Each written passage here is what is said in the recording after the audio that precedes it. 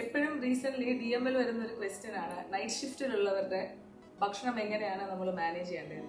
So researchers പറയുന്നത് രാത്രി ഉറങ്ങുന്നവരെക്കാളും കൂടുതൽ രാത്രി ഉണർന്നിരിക്കുന്നവർക്കാണ് വെയിറ്റ് കൂടുന്നത്. അപ്പോൾ പക്ഷെ കുറച്ച് കാര്യങ്ങൾ നമ്മൾ ശ്രദ്ധിച്ചാൽ ഈ വെയിറ്റ് ഗെയിൻ ഒഴിവാക്കാൻ പറ്റും.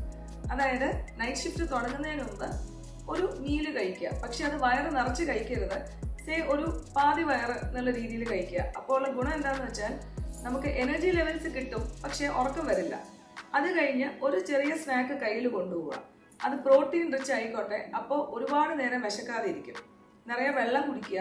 ചിലർ കാപ്പി കൂടുതൽ കുടിക്കും ഒരു ഉന്മേഷം എന്നുള്ളതിന്, അല്ല ഒരു എനർജി ഭയങ്കരമായിട്ട് കയറും എന്നിട്ട് ഒറ്റയടിക്ക് ക്രാഷ് ആവും. അപ്പോൾ അതും വേണ്ട. ജനറലി ഒരു ആൾക്ക് രാവിലെ 3 മണി മുതൽ 4 മണി വരെയാണ് ഏറ്റവും കൂടുതൽ ഉറക്കം വരുന്നത്. ആ സമയത്ത് നൈറ്റ് ഷിഫ്റ്റുകാർ ജോലി ചെയ്യാണ്. അപ്പോൾ ആ സമയത്ത് നിർബന്ധമായിട്ടും ഒരു പ്രോട്ടീൻ ഇൻക്ലൂഡ് ചെയ്യുന്ന ഒരു സ്നാക്ക് അത് കഴിക്കുക. പിന്നെ ഏറ്റവും ഇമ്പോർട്ടൻറ്റ്, തിരിച്ച് വീട്ടിൽ വന്നു കഴിഞ്ഞ് വെറും വയറ്റിൽ ഉറങ്ങരുത്. നന്നായി ഭക്ഷണം കഴിച്ച് ഉറങ്ങുക. This is Mrs Manish, your friendly nutritionist.